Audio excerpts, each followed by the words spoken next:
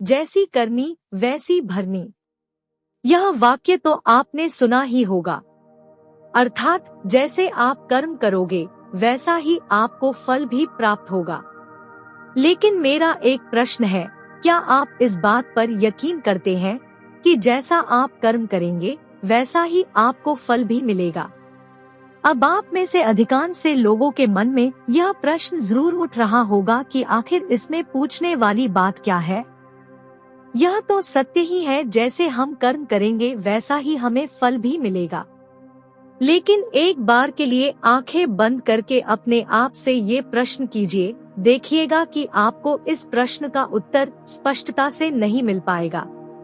कहीं ना कहीं आपके मन में एक संशय जरूर होगा कि क्या यह बात सच है या झूठ, क्योंकि आपने अपने आसपास तो ऐसे कई लोगों को देखा होगा जो लोग बहुत अच्छे कर्म करते हैं, बहुत अच्छे स्वभाव के होते हैं।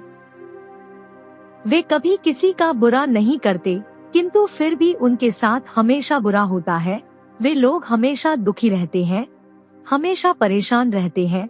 आपने कई बार ये भी देखा होगा, या फिर आप में से ही कई ऐसे लोग भी होंगे जिन्होंने अपनी परीक्षाओं के लिए जी तोड़ मेहनत की होगी, लेकिन फिर भी अंत में उनके हाथ निराशा ही लगी। तो इसका अर्थ क्या हुआ? क्या इसका अर्थ ये है कि जिन भी महापुरुषों ने इस कहावत को कहा है, क्या ये झूठ है? क्या वो महापुरुष गलत थे? नहीं।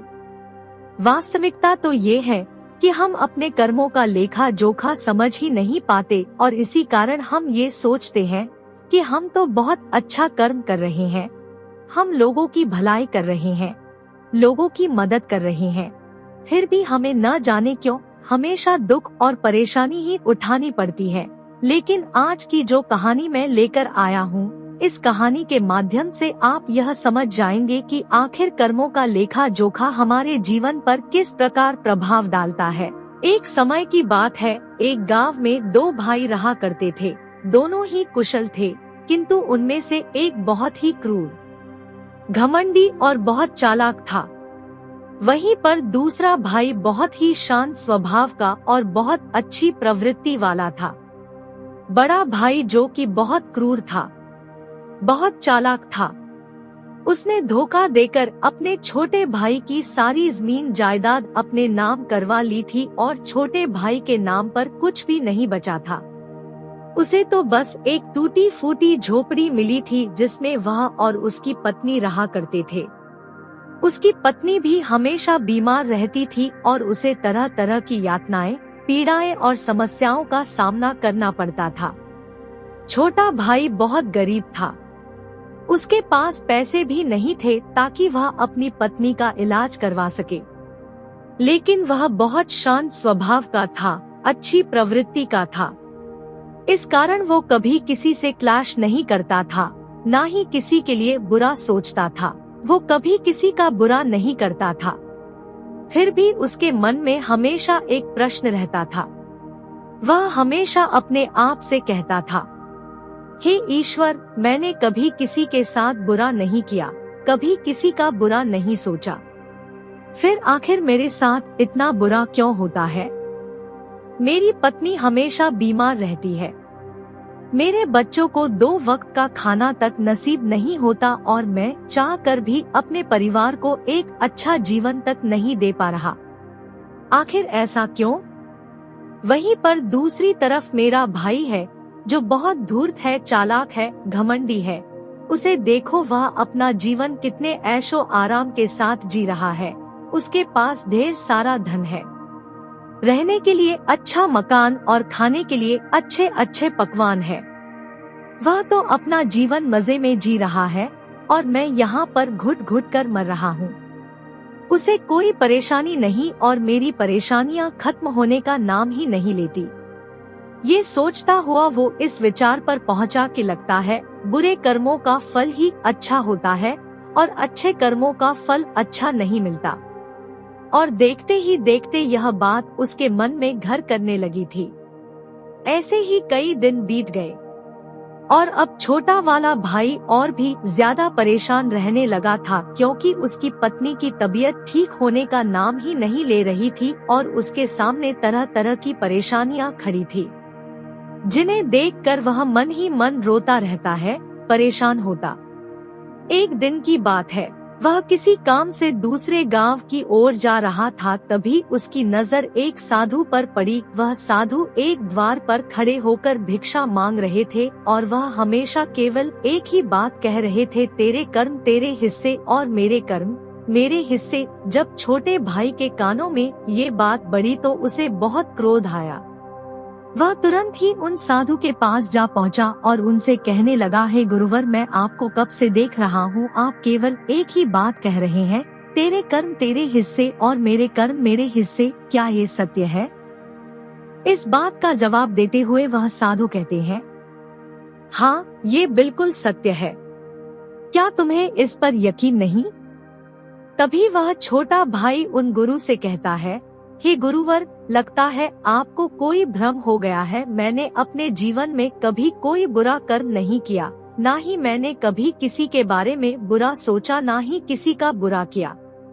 उसके बाद भी मैं हमेशा परेशानियों से घिरा रहता हूँ। तकलीफें दिन ब दिन मुझे और परेशान कर रही हैं। मुझे तो आज तक मेरे अच्छे कर्मों का कोई अच्छा फल नहीं मिला। फिर आप ये कैसे कह सकते हैं कि अच्छे कर्मों का फल अच्छा मिलता है? मेरी पत्नी हमेशा बीमार रहती है और मेरे घर में खाने तक के लिए पैसे नहीं हैं। यहाँ तक कि मेरे बच्चे भी भूखे रह जाते हैं और आप कहते हैं कि अच्छे कर्मों के फल अच्छे मिलते हैं। तभी वह साधु बड़े शांत स्वभाव से उस व्यक्ति से कहते हैं, लगता है परिस्थितियों ने तुम पर बहुत गहरा प्रभाव डाला है। ऐसा प्रतीत हो रहा है कि तुम परिस्थितियों के आगे हार मान चुके हो और इन कठिन परिस्थितियों ने तुम्हारी सोच को भी बदल दिया है। इसी कारण तुम ऐसा कह रहे हो। इस पर वह व्यक्ति कहता है, रे जाओ जाओ, ऐसा लगता है कि खुद परिस्थितियों से हार कर दूसरों के घर भिक्षा मांग कर भोजन ग्रहण कर रहे हो और मुझे कहते हो कि मैंने परिस्थितियों के सामने हार मान ली है। मुझे आपका यह भाषण नहीं सुनना, मैं जा रहा हूँ। तभी उसे रोकते हुए वह साधु उस व्यक्ति से कहते हैं, ठीक है, तुम चले जाओ, लेकिन उससे पहले मेरा एक काम कर दो। वह व्यक्ति कहता है, अरे मैं कोई काम नहीं करने वाला, मैं तो जा रहा हूँ। तभी वह साधु कहते हैं, बेटा, मैं जानता हूँ तुम्हारे मन में क्या प्रश्न है। तुम इस बात से परेशान हो कि तुमने अच्छे कर्म किए और उसके बाद भी तुम्हें अच्छे फल नहीं प्राप्त हो रहे। लेकिन क्या तुम इस प्रश्न का जवाब नहीं जानना चाहते? क्या तुम यह नहीं जानना चाहते कि तुम्हारे साथ ऐसा क्यों हो रहा है? ये सुनकर वो छोटा भाई कुछ देर के लिए मौन हो गया और कुछ देर सोच विचार करने के बाद वह कहता है, अच्छा ठीक है, बताइए मुझे क्या करना होगा। तभी वह साधु उस व्यक्ति से कहते हैं, मेरा बस एक छोटा सा काम कर दो। कल सुबह सुबह तुम मेरे लिए कुछ फल लेकर मेरे आश्रम आ जाना और जब तुम वहाँ पर आओगे तो मैं तुम्हें तुम्हारे प्रश्नों का उत्तर तुम्हें दे दूंगा। तुम्हें यह भी समझ में आ जाएगा कि तुम्हारे साथ ही ऐसा क्यों हुआ। इतना कहकर वह अपना भिक्षा पात्र लेकर वहाँ से अपने आश्रम की ओर चल दिए। लेकिन वह व्यक्ति कुछ देर के लिए वहीं पर खड़ा रह गया और यह सोचने लगा कि क्या उसे फल लेकर उन गुरु के आश्रम जाना चाहिए या नहीं। यही सोचता हुआ वह घर लौट आया। रात भर उसके मन में केवल यही प्रश्न था कि मैं उनके पास फल लेकर जाऊं या ना जाऊं। देखते ही देखते सुबह होने लगी और अब उस छोटे भाई ने यह तय किया कि वह फल लेकर उन गुरु के आश्रम जरूर जाएगा। वह घर से निकलता है और कुछ फल खरीदता है, जिसे लेकर वह उन गुरु के आश्रम की ओर चल पड़ता है। उन गुरु का आश्रम थोड़ी दूर पर था और उसका रास्ता पड़ोस के जंगल से होकर गुजरता था, इसलिए उस रास्ते पर कोई हलचल भी नहीं थी और जगह जगह पर लंगूर और बंदर दिखाई दे रहे थे। जब वह छोटा भाई फल लेकर उन गुरु के आश्रम जा रहा था, तभी उन बंदरों को देखकर उसके मन में यह विचार उठता है कि क्यों ना यह फल वह उन बंदरों को खिला दे। लेकिन तभी उसे याद आता है कि उन गुरु ने उसे वो फल आश्रम लाने को कहा है, इसलिए वह जैसे तैसे अपने मन को मनाकर उन गुरु के आश्रम की ओर चल पड़ता है। और देखते ही देखते कुछ देर में उन गुरु के आश्रम पहुंच जाता है। वह उन्हें प्रणाम करके उनसे कहता है, यह देखिए मैं आ गया, और जैसा कि आपने कहा था कुछ फल लाने के लिए वह भी मैं लेकर आया हूँ। अब तो मुझे बता दीजिए कि आखिर मेरे साथ ही ऐसा क्यों होता है। तभी वो गुरुवर मुस्कुराते हुए उस व्यक्ति से कहते हैं, बताता हूँ, लेकिन उससे पहले तुम मेरे एक प्रश्न का उत्तर दो। तभी वह व्यक्ति कहता है, कौन सा प्रश्न। तभी वह साधु कहते हैं, जब तुम मेरे आश्रम की ओर आ रहे थे और तुम्हारे मन में जब यह विचार उठा कि तुम यह फल उन बंदरों को खिला दो, तो तुमने ऐसा क्यों नहीं किया। यह सन वह व्यक्ति बड़ा आश्चर्यचकित हुआ। उसे यह समझ ही नहीं आ रहा था कि जो विचार उसके मन में उठा था वह उन साधु को कैसे पता चला। तभी वह व्यक्ति दोनों हाथ जोड़कर उन साधु से कहता है, हे गुरु, यह बात तो मेरे मन में थी, किंतु आपको कैसे पता चली कि मैं बंदरों को फल खिलाना चाहता था। तभी वह साधु मुस्कुराते हुए उस व्यक्ति से कहते हैं, बेटा, जरूरी यह नहीं कि मुझे यह बात कैसे पता चली, जरूरी तो यह है कि तुमने उन बंदरों को ये फल क्यों नहीं खिलाए। वह व्यक्ति कुछ देर के लिए सोच में पड़ गया और उसने हड़बड़ाते हुए उन साधु को जवाब दिया कि क्योंकि आपने मुझे यह फल आपके पास लाने के लिए कहा था। तभी वह साधु उस व्यक्ति से कहते हैं, बेटा, जिस तरह से एक बछड़ा हजारों गायों में भी अपनी माँ को ढूंढ ही लेता है, ठीक उसी प्रकार कर्मकर्ता को ढूंढ ही निकालता है।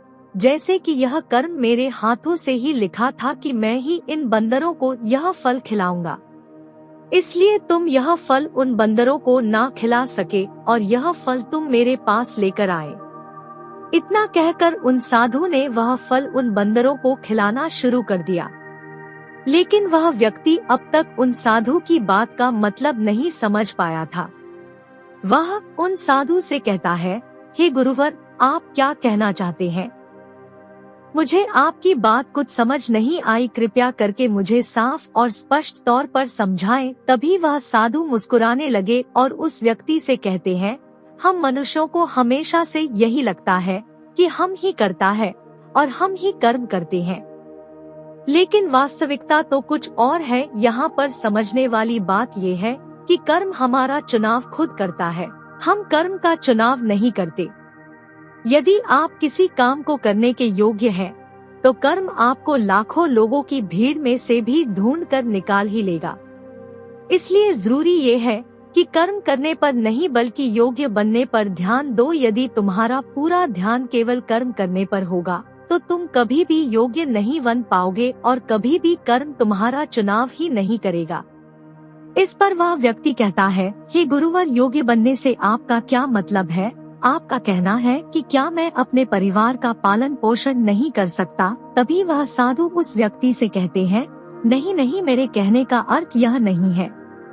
मैं तो तुमसे यह कहना चाहता हूँ, योग्य बनने के लिए जिन कर्मों की आवश्यकता होती है उसके लिए तुम्हें पहले छोटे छोटे कामों को करना शुरू करना होगा, और जब तुम उन कामों में निपुण हो जाओगे, कुशल हो जाओगे, इतने योग्य बन जाओगे, तो बड़ा कर्म या फिर यूँ कहें कि यह मुख्य कर्म जिस कर्म के लिए तुम बने हो वह कर्म तुम्हें ढूंढ ही लेगा और वह कर्म तुम्हारे पास खुद ही चला आएगा।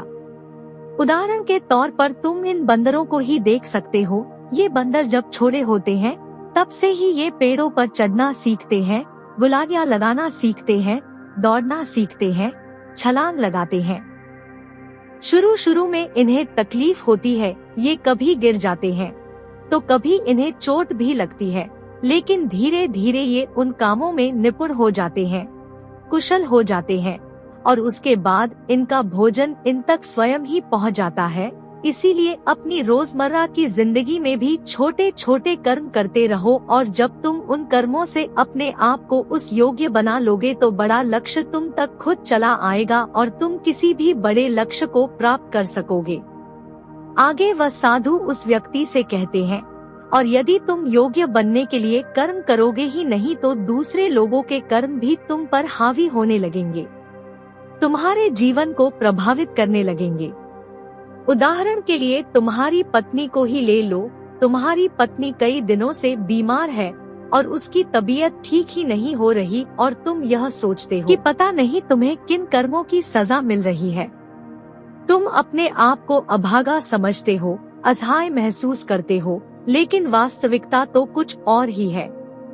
तुम्हें यहाँ पर ये समझने की आवश्यकता है कि तुम्हारी पत्नी बीमार अपने कर्मों से है, ना कि तुम्हारी कर्मों से। हो सकता है कि तुम्हारी पत्नी ने अतीत में ऐसा कोई कर्म किया हो जिसकी सजा वो आज भुगत रही है, और तुम्हारी पत्नी के कर्मों के कारण ही तुम्हें भी दुख झेलना पड़ रहा है, तकलीफें उठानी पड़ रही है, परेशानियों का सामना करना पड़ रहा है।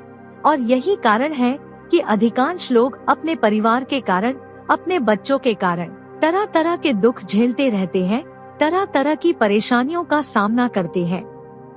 किंतु तुम्हें यहाँ पर यह समझने की आवश्यकता है, यदि तुम इस योग्य होते, तुम्हारे पास इतने पैसे होते, तो तुम अपनी पत्नी का इलाज करवा पाते, और ये भी हो सकता था यदि तुम इस योग्य होते तो तुम्हारा विवाह किसी दूसरी स्त्री के साथ हुआ होता जो स्वस्थ होती। लेकिन तुम उस योग्य थे ही नहीं, और यही कारण है कि तुम अपनी पत्नी के कारण आज दुखों में डूबे हुए हो। किंतु अब तक कुछ भी नहीं बिगड़ा। यदि तुम अब भी योग्य अर्थात काबिल बन जाओ तो दूसरों के कर्म तुम्हें कभी भी प्रभावित नहीं कर पाएंगे।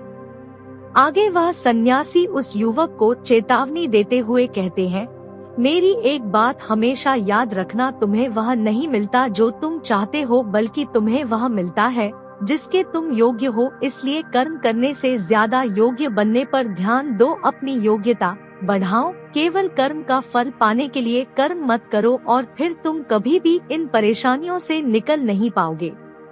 तभी वह व्यक्ति उन साधु के सामने दोनों हाथ जोड़कर उनसे कहता है, हे गुरुवर, आप हमेशा योग्य बनने की बातें कर रहे हैं, किंतु आप यह नहीं बता रहे हैं कि मैं अपनी योग्यता को किस तरह से बढ़ाऊं ताकि मेरा मुख्य कर्म मुझे ढूंढ ले। तभी वे साधु उस व्यक्ति से कहते हैं, ये तो बड़ा ही सरल है, फिर भी लोगों के लिए ये बहुत कठिन हो जाता है।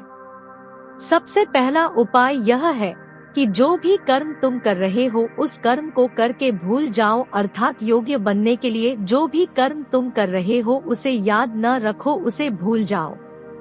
यह मत सोचो कि जो तुमने कर्म किया है उसका फल तुम्हें कब और क्या मिलेगा। इसीलिए तो कहा जाता है कि कर्म करो, फल की चिंता मत करो। यदि तुम्हारा मन हमेशा फल की चिंता में ही लगा रहेगा तो इसका अर्थ ये हुआ कि तुमने वास्तविक तौर पर कोई कर्म किया ही नहीं। और हम में से अधिकांश लोग यही गलती करते हैं। उन्हें लगता है कि वह एक अच्छा कर्म कर रहे हैं जिसका फल भी उन्हें अच्छा ही मिलेगा।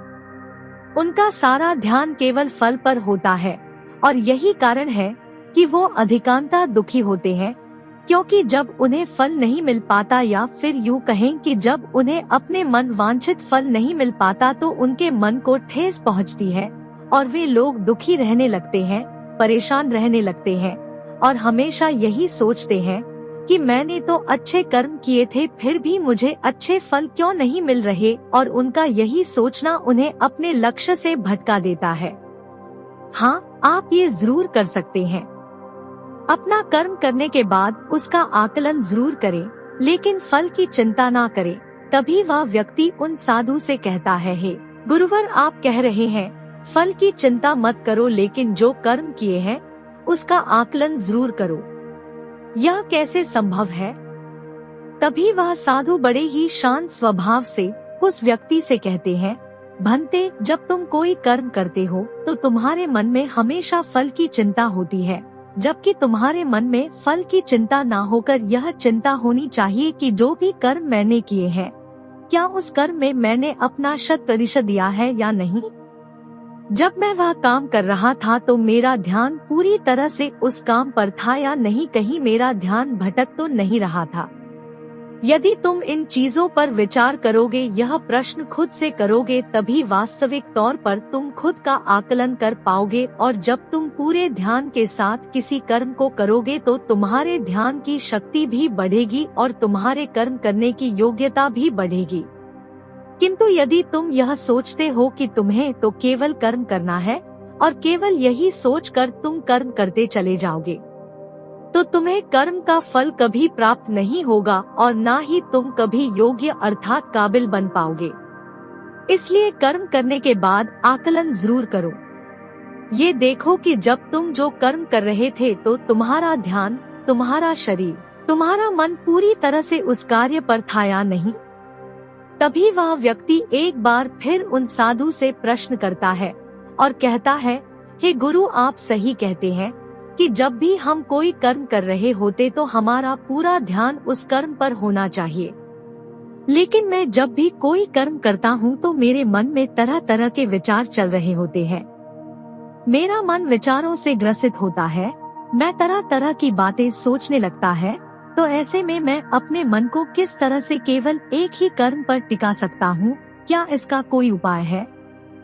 तभी वह साधु मुस्कुराते हुए उस व्यक्ति से कहते हैं, भंते, जब तुम कोई कर्म कर रहे हो और उसमें जब तुम अपना पूरा भाव लगा देते हो अर्थात कर्म करते समय अपना पूरा भाव डाल देते हो तो तुम्हारा मन, शरीर और तुम्हारे भाव उसी कर्म पर केंद्रित हो जाते हैं और तुम पूरी निष्ठा, प्रेम और सद्भाव के साथ उस कर्म को कर पाते हो अर्थात अपना 100% दे पाते हो। और वहीं पर जब तुम केवल कर्म करने की सोच से ही कर्म करते हो तो तुम उसमें अपना भाव नहीं लगा पाते और ना ही उसमें अपनी पूरी निष्ठा लगा पाते हो। इसी कारण वह कर्म नहीं रह जाता और ना ही उसका कोई फल तुम्हें प्राप्त होता है। आगे वह साधु उस व्यक्ति से कहते हैं, यदि कोई भी मनुष्य इन बातों को सही तरीके से अपने जीवन में उतारे, इन बातों को ध्यान रख के कर्म करे तो वह अपने आप को योग्य बना सकता है। और एक बार जब वो योग्य बन जाता है तो कर्म उसे कहीं से भी खोज कर निकाल लेगा और वह जीवन में किसी भी सफलता को प्राप्त कर पाएगा। इतना कहकर वह साधु शांत हो गए और वह छोटा भाई भी अब यह समझ चुका था कि उसके अच्छे कर्मों का फल उसे अच्छा क्यों नहीं मिल रहा था। उसने उन गुरु का प्रणाम किया और वह वापस घर की ओर लौट गया। दोस्तों, उम्मीद है कि आपको आज की यह वीडियो जरूर पसंद आई होगी, तो लाइक और शेयर जरूर कीजिएगा और हमें ऐसे ही सपोर्ट करने के लिए चैनल को सब्सक्राइब और घंटी बटन को भी जरूर दबा दीजिएगा। तो चलिए फिर मिलते हैं ऐसी ही और वीडियो में, तब तक के लिए अपना ख्याल रखें।